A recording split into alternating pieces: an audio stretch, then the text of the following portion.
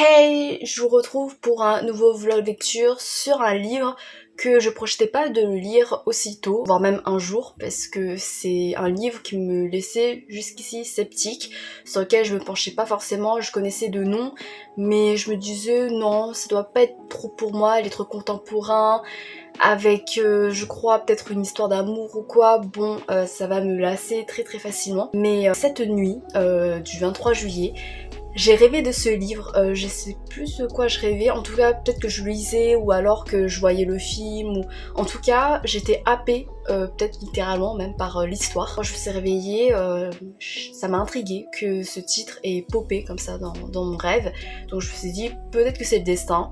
Et je suis allée me renseigner un peu plus sur le roman. Et il y a des arguments, je me dis, ça peut quand même bien coller avec l'atmosphère de l'été, ça peut faire une bonne lecture, bien addictive, plutôt surprenante, peut-être pas si négativement que je l'aurais craint. Donc il s'agit de Daisy Jones and the Six de Taylor Jenkins Reid. Apparemment du coup c'est un roman sous forme d'interview, d'entretien, ce qui est assez original pour favoriser l'immersion du lecteur, de la lectrice. Et des informations que j'ai grappillées un peu par-ci par-là, apparemment on est plongé dans l'univers du rock des années 70, donc ça peut faire également un très bon documentaire tout en étant fictif. Apparemment il y a plein de personnages qui sont imparfaits, on retrace la vie d'un groupe de musique avec Daisy Jones et du coup les Six Boys, du coup les membres de son groupe, et j'imagine qu'il peut-être y a plein de gossip, il y a plein de drama, et même si ça peut être malheureux, mais il en reste que ça peut rendre une lecture assez addictive, donc peut-être que je vais me prendre au jeu et que voilà, il y aura plein de secrets à déterrer, etc. J'ai juste peur d'une romance, je pense qu'il y a forcément une romance. Ça dépend comment ça va être mené, peut-être que si c'est trop niais, qu'il y a plein de drama juste pour du drama et que c'est des quiproquos mais hyper clichés qui sont basés juste sur les caprices des personnages et qui peuvent être facilement résolus si c'est preuve d'un minimum sens de maturité, bah ça va me saouler. Mais si c'est une histoire d'amour travaillée avec beaucoup de réalisme, d'humanité, de complexité, en vrai ça va pas forcément me toucher mais ça pourrait quand même m'intéresser. Voilà, donc s'il y a des personnages imparfaits, peut-être qu'en fait l'histoire d'amour peut être vachement intéressante à voir parce que ce sont des personnages qui sont réels, qui sont concrets, qui sont palpables, qui résonnent avec notre quotidien, avec notre humanité à nous. Ce sont mes espoirs, mes attentes concernant ce roman-là. J'espère vraiment que je vais avoir une bonne surprise et que je vais pas ressortir déçue. J'espère que ce rêve a été un rêve prémonitoire / appel à une bonne découverte pour me sortir un peu de mon engourdissement littéraire en ce moment. J'ai pas mal de mal à m'immerger dans une histoire, à vraiment apprécier pleinement ce que je suis en train de le dire jusqu'au bout, donc voilà, on verra, à suivre, et je vous retrouve plus tard pour des updates. Hey, on est le 3 août et je vous reprends enfin depuis le temps pour vous parler de Daisy Jones and the Six que j'ai commencé, j'en suis à peu près 30%. Et pour l'instant j'aime pas mal, alors ça va pas être un coup de cœur je pense, je suis plutôt détachée des personnages, désolée je m'évente parce que c'est infernal, mais c'est assez intriguant, il y a une certaine maturité et une certaine authenticité dans le réalisme des personnages que j'aime pas mal. Bref, je vais vous en parler un peu plus longuement. Au début on rencontre Daisy qui a l'air d'être une fille très authentique, très sincère, assez dans son monde, qui n'en a rien à foutre des conventions, qui vit pleinement ses sentiments, ses rapports avec les autres, qui est canon également, c'est répété plusieurs fois au début et même maintenant je la trouve plutôt attachante. Elle a une vigueur dans sa personnalité, dans son caractère, dans sa manière de s'affirmer dans la musique notamment, et dans sa féminité qui est assez rafraîchissante. Il y a un moment, alors c'est un petit moment, c'est pas du gros spoil, mais il y a une petite anecdote, en gros elle avait utilisé son diplôme de fin d'année de lycée en guise de marque-page, genre elle l'utilise comme ça, et genre je trouve ça iconique et je trouve ça hyper relatable parce que j'aime trop transformer des choses qui me tiennent à cœur en marque-page, parce que bah, les marque-pages je les utilise fréquemment, du coup c'est un moyen d'avoir le plus souvent possible sous les yeux ces choses qui sont précieuses, et voilà, du coup je me suis trop reconnue en elle, et en plus le diplôme quoi en marque-page, franchement j'avais pas pensé,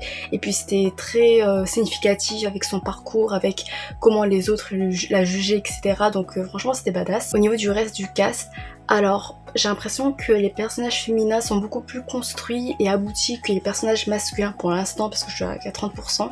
Alors en fait, ça m'a fait m'interroger sur mon intérêt pour les personnages fictifs, parce que j'ai l'impression que j'accorde beaucoup plus d'intérêt et de sens d'analyse à comment les personnages féminins sont construits plutôt que les personnages masculins, parce que je trouve que le féminisme, comment les personnages féminins sont construits, c'est quelque chose qui peut être délicat à aborder, à développer. On peut facilement tomber dans les clichés qui ont tellement persisté pendant plusieurs années, voire encore maintenant dans quelques fictions. Ou alors en fait c'est juste que les personnages masculins ils sont objectivement beaucoup moins intéressants à traiter que les personnages féminins. Genre il y a un des membres du groupe de musique principal qui dit les filles ne mettaient pas de soutien-gorge à l'époque, c'est vraiment dommage que ce ne soit plus à la mode. Je suis en mode ouais c'est plutôt indiscret voire indécent ce genre de truc.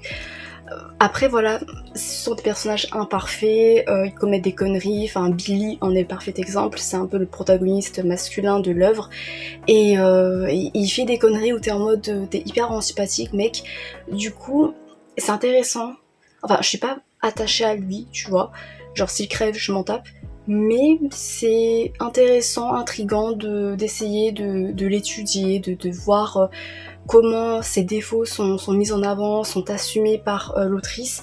Et en vrai, c'est un bon parti pris parce que ça rend le truc original et encore plus réel. Il y a quand même une volonté assez affirmée de revendiquer ce féminisme, parce que par exemple t'as la membre féminine du groupe de musique qui est constituée que de mecs sinon, qui va pas mal contrebalancer avec les jugements, les opinions un peu biaisées, un peu bof des mecs. Après parfois le féminisme commence à affirmer comme ça, parfois c'est un peu forcé je trouve, mais bon en vrai tant mieux qu'il soit présent. Il y a aussi la question d'individualité, notamment dans le monde de la musique, que ce soit au sein d'un groupe. Alors là où je me suis arrêtée, je crois qu'il y a des tensions, enfin il y a des embrouilles qui vont commencer à naître, donc j'imagine qu'il y a des gens, des membres dans le groupe qui se sentent pas assez appréciés à leur valeur, qui se sentent pas assez mis en avant, qui ont l'impression d'être dans l'ombre et du coup qui vont faire naître des tensions égoïstes entre gros guillemets, parce qu'ils sont également ambitieux quant à l'affirmation de leur individualité, mais également au niveau de la femme, notamment dans le monde de la musique, où la femme, il y a quand même pas mal de clichés qui circulent sur la femme. On voit la femme comme plutôt une muse, c'est-à-dire quelqu'un qui inspire pour que les hommes parlent d'elle, notamment dans les chansons d'amour, mais on va pas forcément donner voix à la femme, à ce qu'elle ressente, on va pas les rendre forcément légitimes et égales à l'homme. Et du coup notamment Daisy, elle va essayer de s'affirmer notamment en écrivant des chansons sur elle-même, et moi c'est un sujet auquel je suis pas du tout familière. J'ai rarement lu des fictions sur la musique, sur ce monde-là, mais c'est vrai que ça m'a toujours fascinée de voir des gens qui écrivent des chansons pour exprimer leurs sentiments, mais c'est fait de manière tellement intime, tu vois. Je te dévoile à des inconnus, mais ça sert une universalité humaine qui est incroyable. Et la manière dont les gens arrivent à combiner les mots avec une certaine musicalité, en vrai c'est quelque chose que j'aimerais bien étudier plus en amont, en mode juste comment écrire des chansons. Et le rapport à la célébrité qui est un sujet qui commence également à émerger dès le début, notamment avec Daisy, le fait qu'elle essaie de trouver dans la célébrité, peut-être pas dans la célébrité, mais dans le monde de la musique, une certaine reconnaissance pour qu'elle soit entendue par les gens. Ça évoque également cette fascination qu'on a pour les artistes torturés. Il y a cette glamourisation autour de ça, autour de vivre passionnellement sa vie, ses envies, ses rêves, ses relations, de faire plein d'erreurs et tout. En fait, ouais, il y a vraiment cette liberté, ce lâcher prise qui est présent, j'ai l'impression, pendant toute cette première partie du roman. Et du coup, j'imagine qu'il y aura les conséquences qui vont aller avec. Et d'un côté, c'est cool, évidemment, qu'il faut vivre de la manière qui nous correspond le plus. Mais parfois, il y a des limites qui sont franchies et qui peuvent aboutir à des conséquences malsaines. Et ce côté-là de vivre passionnément, de vivre à fond sa vie, je sais pas comment dire, mais il y a dans des fictions où ça me gêne parce que je trouve que c'est trop idéalisé, quoi, tu vois. Il y a une inconscience de la réalité des choses et il y a une sublimation de ce genre de choses, alors que du coup ça résonne pas forcément avec moi. Certes, ça peut être inspirant dans une moindre mesure, mais en général je trouve que c'est un peu excessif et je trouve que ça rentre un peu dans le cliché, que ouais, cette aura d'idéalisation. Mais ici dans ce roman, je sais pas comment dire, mais c'est pas comme des leçons de morale ou quoi, c'est juste la vie de ces gens-là. Et je pense que c'est parce qu'ils vont subir pas mal de déboires et tout, bah ça rend pas mal réaliste, mais du coup ça me dérange moins. Au niveau de la romance, alors il y a une romance affirmée, alors moi je pensais qu'il y aurait une romance du coup entre les deux protas, Billy et Daisy, mais Billy il a une copine et leur romance est développée, genre c'est pas une romance secondaire. On sait que à l'heure d'aujourd'hui, encore une fois, à l'heure où t'as les bouts d'entretien là, ils sont encore ensemble. Du coup c'est cool, je me suis dit ah bah on va pas trop se prendre la tête avec la romance.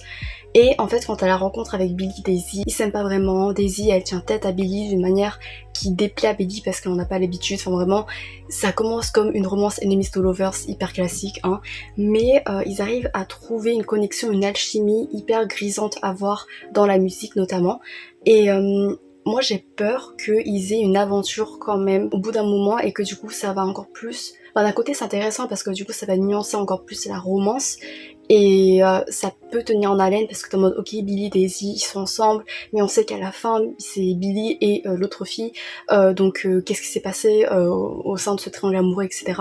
Mais en même temps le fait que garder leur relation comme hyper grisante seulement dans le monde de la musique, je trouve que ça met encore plus en avant ce lien-là, en fait, cette particularité-là. En mode, ils se détestent dans la vraie vie, mais dans la musique, il y a un lien indescriptible, il y a quelque chose qui se joue entre eux, qui se noue entre eux, et qui est magique, et c'est juste l'instant de quelques chansons. Et je trouve que c'est plus marquant à voir, tu vois, c'est plus particulier, c'est plus original. Donc voilà, j'espère qu'il y aura pas de romance entre ces deux-là. Ce qui prime pour l'instant, c'est pas la romance entre les personnes, c'est plutôt la romance avec l'histoire d'amour qu'on entretient avec la musique en elle-même. Comment t'arrives à t'exprimer à travers la musique, comment la musique arrive à résonner en toi, arrive à faire remonter des choses en toi. Il y a une citation que j'ai quand même pas mal bien aimée au niveau de la musique.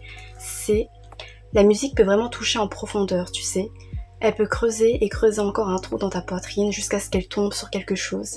Et c'est vrai, je sais pas pourquoi j'ai pensé au BTS. Enfin, je sais pourquoi, parce que les BTS résonnent énormément avec moi. Mais tu sais, des chansons qui remuent des choses, qui déterrent des choses en toi, qui étaient oubliées, limite, tu vois, et tu te dis, putain, c'est vrai que j'ai vécu ça, que j'ai ressenti ça, que ouais, je trouve que c'est ouf. Et en parlant des phrases du style, même si c'est un langage assez familier parce que ce sont des paroles rapportées, il y a quand même des phrases qui peuvent être assez résonantes où je suis en mode ça c'est quand même pas mal. Voilà, c'est tout pour cette première partie et j'espère que ça vous plaît pour l'instant, que voilà, ça vous divertit au moins. Et à tout de suite pour la suite. Hello, on est le 4 août et j'ai bien avancé dans le roman. Je suis à peu près 70% pour cette deuxième partie. J'ai beaucoup moins de choses à dire parce que je l'ai lu assez passivement. En fait, tu sais, je lisais, c'était très fluide à lire, c'est vraiment hyper rapide. Je prends au jeu des différentes perspectives, ça crée un truc dynamique. Mais je suis pas du tout attachée au personnage. Du coup, au niveau de la romance, il y a pas mal de romances dedans. Bon, c'était attendu et c'est couplé à cette volonté de nuancer les choses, de nuancer le sentiment amoureux, les relations humaines, quand des gens sont pas sur la même longueur d'onde, quand il y a des quiproquos, quand il y a des volontés, des ambitions qui divergent, alors convergent, mais de manière un peu ambiguë et un peu contradictoire, je trouve. La romance a pris un tournant prévisible. En fait, je sais même pas si c'est du spoil de dire que c'est prévisible, parce que si je dis que c'est prévisible, du coup, ça vous donne une idée du panorama romantique principal, mais en même temps, c'est pas vraiment du spoil parce que justement c'est prévisible. En fait, pour que ce soit imprévisible, c'est que il y ait pas de romance. Mais du coup, comme je l'ai dit dans la première partie, moi j'aurais bien voulu qu'il y ait pas de romance et au final, il y en a eu. Et je suis extrêmement déçue parce que je trouve que ça enlève du charme à la relation, même si le propos autour, ça reste entre gros guillemets intéressant. Pour moi, je suis un peu mal à l'aise parce que il y a tout un truc autour de la tromperie. Et je trouve que dans la manière d'aborder les choses, on dirait que ça donne des leçons de morale, alors que c'est totalement contradictoire pour moi, j'arrive pas vraiment à comprendre. Et d'un côté, ça rajoute à l'imperfection des personnages. Mais par exemple, ça dit qu'à un moment, l'amour, c'est de pas trouver la mauvaise personne, c'est d'être avec la bonne personne, quelqu'un qui mérite ta confiance. Et d'un autre côté, ça va excuser la tromperie, tu vois, en mode ouais mais la tromperie ça va pas forcément gâcher ta relation si t'arrives à voir plus loin que ça. Et je suis en mode mais c'est tellement contradictoire parce que comment t'arrives à faire confiance à quelqu'un qui t'a trompé, tu vois, et dans ce sens-là je trouve que c'est pas du tout réaliste parce que la plupart des gens qui sont trompés, bah, ils ont du mal à refaire confiance après et ça leur cause des traumas. Là ils sont en mode ouais ok mon partenaire m'a trompé mais je lui fais quand même confiance parce que je sais qu'au fond de lui eh ben, il va accorder plus d'importance à notre relation plutôt qu'à l'autre. Et en fait ouais en fait c'est très idéalisé et surtout je trouve que déjà en ce moment on vit dans une société qui banalise énormément la tromperie. J'entends énormément d'histoires de tromperie, enfin que ce soit sur les réseaux sociaux ou quoi. C'est juste bah voilà, ça fait partie d'une relation amoureuse, ça arrive alors que pour moi c'est horrible. Enfin je sais pas si c'est parce que je suis trop innocente entre gros guillemets, je suis trop naïve, mais ça me parle pas du tout. Et je suis trop rigide dans ma façon de voir les choses parce que je vois il y a une volonté de démettre de la nuance autour de ça, mais pour moi ça marche pas. Après voilà, ça va montrer diverses natures de relations amoureuses, un amour qui peut être sauvage, qui peut être libéré, qui voilà, c'est presque dangereux, tu vois, il y a un amour qui cherche la stabilité. J'aime pas forcément les personnages parce que bah ils font des choses. En fait, ça dépend parce qu'il y a des personnages imparfaits dans les romans, mais c'est des imperfections que je peux reconnaître dans la vraie vie et je vois d'où ça vient et je comprends pourquoi le personnage marche comme ça et ça simule mon empathie pour cette personne-là, tu vois. Mais là, autour de la tromperie, quoi, Bref, c'est difficile, mais on verra pour la fin. Mais je sais pas si j'aurais autre chose à en dire parce que ça me désole un peu. Voilà, bref, à tout de suite pour la fin. Hey, on est le 11 août et je vous retrouve en colère parce que d'une part j'ai beaucoup trop chaud et ça me fout en rage et d'autre part parce que la conclusion de ce vlog va pas être très positive mais bon on va faire avec. Pour nourrir mon bilan sur ma lecture de Daisy Jones and the Six, je vais revenir sur les attentes que j'avais eues et comment par rapport à ça bah ça a pas mal dérivé au final. Le point qui a été vraiment respecté ça a été l'addiction de la lecture, le fait que ça a été prenant, que c'était très facile à lire. J'espérais apprécier l'imperfection des personnages, voir à quel point ils sont assumés dans leurs défauts, à quel point ils sont limite audacieux dans leur développement et qu'ils sont complexes et qu'il y a plein de nuances et que malgré tout t'arrives quand même à les comprendre, à t'attacher à eux, à elles. Alors j'y vois un potentiel parce que dans leur manière de fonctionner, dans leur manière de réagir aux choses, c'est quelque chose de brut, de spontané, d'assumé et ça peut être assez rafraîchissant et limite un peu cathartique à voir. Mais la moitié du cast, je trouve qu'ils font juste office de figurants, de figurantes parce que ils ont rien. Genre il y a des personnages, j'arrive même pas à les différencier sur ce qu'ils ont apporté au récit. Je sais pas si c'est parce que j'ai pas été assez investie personnellement, c'est sûrement pour ça également. Mais il y a vraiment des personnages en mode bah en fait le titre c'est Daisy Jones and the Six, mais on se concentre juste sur Daisy Jones et Billy limite, tu vois. Les autres ils sont très en arrière. Je m'attendais, j'espérais à aimer l'imperfection des sentiments amoureux, des relations amoureuses, le fait que s'il y a une romance, c'est contaminé en quelque sorte par l'imperfection des personnages et du coup ça reste hyper réaliste, c'est pas idyllique ou quoi. Alors j'ai eu du mal avec cette imperfection parce que ça tourne autour de la tromperie. Le truc c'est que vers la fin j'avais l'impression qu'on nous donnait des leçons de morale. En fait t'as un personnage qui se fait tromper, sans trop rentrer dans les détails pour pas spoiler, mais on dirait elle se pose en sage, en meuf hyper mature, au-dessus de toutes les personnes qui se battent pas pour leur couple une fois que leur partenaire les ait trompées. J'ai l'impression qu'elles se sont plus fortes, plus loyales et elle connaît mieux le sens de l'amour que ces gens-là qui abandonnent dans ce genre de situation dramatique, tu vois. Et ça j'ai pas du tout aimé parce que ça j'ai pas trouvé réaliste en fait, c'était beaucoup trop idéalisé et encore dans l'idéal ce serait que personne ne trompe personne, mais du coup genre c'est déjà un sujet comme j'avais dit qui me met mal à l'aise maintenant dans notre société, mais le fait de relativiser sur ça et de dire que oui mais il faut surpasser ça pour avoir une vision d'ensemble et se battre pour cette vision d'ensemble plutôt que se concentrer sur cette épreuve-là. Je suis en mode, où est le self-respect en fait, tu vois? Genre, l'amour, c'est surtout l'amour de soi, le respect de soi avant tout. Si tu sens que tu te fais pas respecter et si même toi t'agis pour ne pas respecter l'autre, bref, voilà. Je sais que personne n'est parfait, tu vois, et qu'on fait des erreurs, mais on a quand même genre un certain objectif d'accomplissement de soi à atteindre. C'est ça qui nous permet en fait de continuer à persévérer pour s'améliorer humainement parlant. Et si t'as pas ça, enfin, après ces personnes-là, du coup, elles s'améliorent en acceptant la tromperie.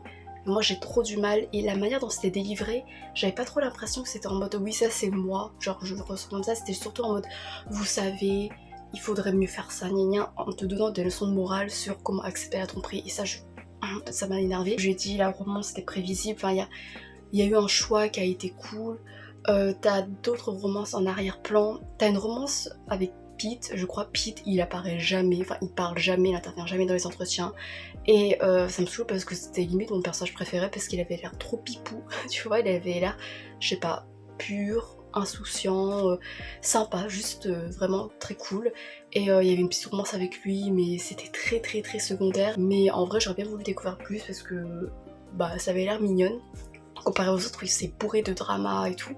T'as une autre romance qui soulève un questionnement qui est très important et qui met encore plus en avant comment les mecs peuvent être hyper injustes concernant le corps de leur partenaire féminin. Ah ouais, un autre truc en parlant des meufs, c'est le girl power autour de ça, le fait qu'elles se soutiennent, elles laissent pas leur relation se faire polluer complètement par toutes les histoires d'amour, par toutes les querelles d'amour, etc. À ce niveau-là, en tout cas, elles font beaucoup preuve de maturité. Du coup, c'était cool d'avoir cette solidarité féminine parce que c'est l'un des trucs les plus importants pour moi. J'ai pas aimé la fin. Je trouvais que la fin, elle était cliché, enfin vraiment j'étais bah oui évidemment que ça se passait comme ça. J'espère également une immersion presque documentaire dans l'univers du rock des années 70 parce que c'était comme ça qu'on me l'avait vendu et je trouvais que ça faisait beaucoup de généralités, qu'on restait pas mal en surface, que ça explorait surtout toutes les dérives de cet univers-là, la drogue, le sexe. Après c'est possible parce que j'ai manqué d'attention, parce que j'ai pas été forcément intéressée par tout le plot. Du coup j'ai mis 3 sur 5 pour le roman. J'aurais pu descendre à 2,75 sur 5, mais quand même 3 sur 5 pour comment l'autrice a essayé de nourrir ses personnages, a essayé de leur donner pas mal de couches, de complexité, de nuances, même si moi j'ai pas vraiment été touchée et que je me suis surtout focalisée sur certains points majeurs qui m'ont vraiment coincée. D'ailleurs, j'ai essayé de regarder du coup le live action. J'ai pas dépassé le premier épisode parce qu'au final bah, j'avais un peu la flemme. Mais j'ai vu le trailer et j'ai l'impression que dans le trailer du coup c'est beaucoup moins lisse au niveau notamment de la tromperie, au niveau des réactions des personnages parce que tu vois les acteurs comment ils subissent tout ça, tu les vois réellement. Ça donne une réalité encore plus palpable au récit, à leur construction, à leur développement. Donc en vrai, peut-être que avec la série ça irait mieux, mais j'ai trop la flemme. En ce moment, si vous voulez tout savoir, je suis en train de regarder Galactic Football. Voilà, c'est tout. Est-ce que vous faites partie de la génération qui regardait Galactic Football quand vous étiez gamin, gamine, sur Gulli à 17h? C'était un banger total, c'était incroyable. Et là du coup, je suis à la saison 2, épisode 18 je crois. Je suis à fond dedans, j'aime trop. Et d'ailleurs, dedans, les personnages, ils sont grave imparfaits. Vraiment, genre D-Choke, c'est un enfoiré, c'est un enfoiré, vraiment il me saoule, il me trigger, il m'énerve. Mais au niveau des autres personnages, ils sont également imparfaits, mais ils sont beaucoup plus attachants et j'aurais voulu que ce soit comme ça dans Decision Six. Oui, je compare ce roman à Galactic Football. Il y a quoi? Du générique de Galactic Football, générique, cette épicness, excusez-moi, bref, voilà. J'arrête. Dites-moi si ça vous intéresse de lire Decision Six, si vous l'avez déjà lu, qu'est-ce que vous en avez pensé. J'espère quand même que ce vlog vous a plu, qu'elle ait été un peu intéressant. Merci infiniment d'avoir regardé jusqu'à la fin et j'espère vous retrouver pour d'autres nouvelles vidéos, bah du coup je sais pas quand, quand j'aurai la motivation d'en tourner et de parler de mes lectures. En plus je lis hein, mais c'est juste que, tu sais, je lis et puis je suis en mode ça me motive pas, ça me stimule pas pour en parler. Bref, on verra. Merci encore et à bientôt peut-être, je sais pas, j'espère. Salut!